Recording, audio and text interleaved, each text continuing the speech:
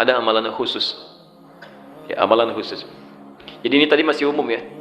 Bagi yang tidak berangkat haji, silakan keluarkan amal soleh, berpotensi dicintai Allah, diampuni dosanya. Yang kedua di antara amal soleh itu puasa. Yang ketiga di antara puasa ini, yang paling utama, coba jangan sampai tertinggal puasa Arafah. Taib. Yang keempat, ini yang paling khusus. Di antara orang yang tidak haji, ada yang akan melakukan amalan yang tidak dilakukan oleh seluruhnya, seluruh muslim. Disebut dengan kurban. Ya, disebut dengan kurban. Kan tidak setiap orang nanti bisa berkurban ya. Nah, ini saya baca satu aja sedikit ya untuk melengkapi waktu. Setelah ini kita tutup dulu. Ini ada sunnah-sunnah terkait dengan kurban. Sunnah-sunnah terkait dengan kurban. Setiap dikerjakan sunnah-sunnah ini pahalanya banyak, Pak. Jadi kalau Anda kehilangan sunnah ini, sayang. Ya, sayang, potensi pahala nggak dapat, nunggu lagi setahun lagi. Sekali lagi kalau hidup, gitu kan? Nah, jadi persoalannya adalah sementara orang berkorban seringkali cuma nitipkan uang korban ke satu masjid atau satu tempat terus nungguin sampai tanggal 10. Ya, sementara sunnah-sunnahnya nggak diikuti. Oh, itu nggak dapat pahala, sayang. Ya kalau cuma nunggu-nunggu saja sayang. Ya, sayang, potensi nggak dapat. Apa di antara sunnahnya? Kita langsung ambil dari kitabnya saja. Ya, kita bacakan. Di antara yang pertama, kita lihat di hadis riwayat Muslim, alhamdulillah. Nomor hadis 1977, bab yang ke-39. Ya. Jilid yang ke-7, halaman 152. Untuk pembukanya. Baik, sunnah pertama. Jadi Anda kalau nanti mau berkorban, tolong garis bawahi betul ini ya. Bismillahirrahmanirrahim. Bab, satu pembahasan. Babu nahyi man dakhala alaihi ashru dzil hijjah wa huwa muridut tadhiyah. Satu pembahasan tentang larangan. Nah, jadi sunnah pertama bentuknya bukan perintah tapi larangan. Awas ya. Jadi ada sunnah bentuknya perintah, ada sunnah bentuknya larangan. Tidak setiap sunnah itu perintah, ada juga larangan. Nah, itu pahalanya sama. Ya. Baik, pelan-pelan.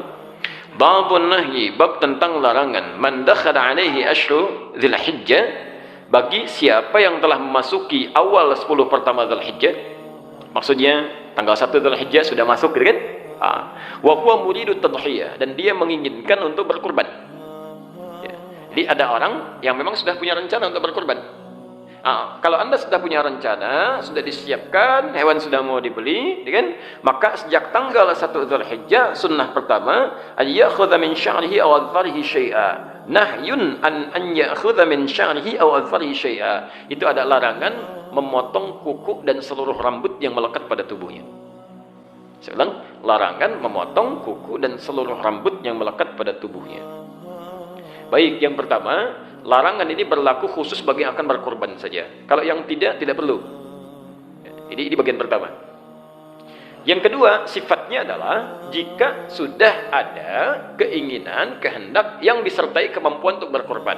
Jadi kalau begini, Anda siap korban, uangnya ada, sudah disiapkan, mau beli hewannya, sebelum masuk Dzulhijjah, maka tanggal 1 larangan sudah berlaku. Tapi kalau Anda baru dapatkan uangnya misal, ya sudah ada kepastian dengan izin Allah, misalnya insya Allah tanggal 3 baru dapat, maka tanggal itu baru berlaku larangannya. Jelas ya? Dapat uangnya tanggal 5, tanggal itu baru berlaku. Jelas ya? Dapat uangnya tanggal 7, tanggal itu baru berlaku. Dapat uangnya tanggal 10, tidak berlaku hukumnya. Jelas ya? Tidak berlaku hukumnya, karena ini hanya berlaku dari tanggal 1 sampai dengan menjelang akan dipotong hewan kurbannya. Ya. Jelas sampai sini? Baik. Sifat larangan ini sifatnya bukan wajib. Awas. Jadi kalau Anda misalnya lakukan pun, misal saya mau potong kuku saja, ya, dosa sih tidak, cuma kehilangan banyak pahala. Jelas ya? Kehilangan banyak potensi pahala. Nanti kita akan lihat apa maksudnya, kenapa dilarang potong kuku dan rambut. Ya, kenapa dilarang potong kuku dan rambut. Yang ketiga, perhatikan betul ya, ini sering keliru di sini. Sering keliru. Hadis ini jelas menunjukkan dari semua kalimatnya, bahkan nanti runtutan keterangannya, yang dimaksud larangan itu berlaku pada orang, bukan pada hewannya. Bukan pada hewan. Nah, ini ada kekeliruan-kekeliruan yang menyebar di masyarakat, menunjukkan bahwa, nanti saya perjelas lebih jauh di siaran yang lain, bahwa ada sementara mengartikan yang dilarang itu adalah memotong kuku dan bulu hewan kurbannya. Ini yang jadi fatal, kesalahan ini terjadi. Maaf, adanya proses penerjemahan khususnya di Indonesia yang punya kebiasaan buruk. Jadi penerjemah ini kadang-kadang penerbitnya membagi-bagi terjemahan nih. Ya. Ini misalnya Sahih Muslim nih, dibagikan ke sekian orang, 3 orang nerjemahkan. 3 orang ini kan kapabilitasnya berbeda-beda dan tidak bisa membedakan antara bahasa hadis dengan bahasa fikih. Apa yang terjadi? Ada yang mengartikan larangan memotong kuku dan bulu binatang kurban. Diterjemahkan ke dalam bahasa Indonesia. Ini saya ada kopiannya ya. Nanti lebih jelas lah bisa kita bahas di kesempatan lain. Ini diterjemahkan ke dalam bahasa Indonesia ya, di halaman 899 ditulis kitab kurban dan disandarkan pada seorang syekh yang sangat populer sekali. Ya, syekhnya nggak salah, yang salah yang terjemahkan. Ya, terjemahannya, apabila 10 hari pertama telah tiba dan seorang di antara kalian bermaksud hendak berkorban, maka janganlah dia mengambil bulu dan kuku binatang kurbannya. Itu sudah fatal. Fatal kesalahannya. Dan disebarkan dan orang mengamalkan ajaran yang salah. Baiknya, di mana letak kesalahannya? Satu, redaksi hadisnya menunjukkan pada orang. Disebut oleh Nabi rambut. Pak, Ibu sekalian, mohon maaf ya, mohon maaf. Di sini rambutnya menggunakan kata basyar. Rambut itu istilah khusus yang melekat pada manusia. Kalau pada hewan, bulu. Dan lain, bulu ayam, bulu kambing, ya, bulu sapi, bulu domba. Nggak ada rambut ayam. Rambut kelinci bagus banget ya, bulu. Itu ya, kalau kita rambut. Jelas ya? Itu bagian pertama. Yang kedua, di Sahih Muslim ini ada kita mesti belajar cara membacanya. Beda dengan baca Al-Bukhari lain. Sahih Muslim ini ada hadis berbintang, ada hadis tidak berbintang.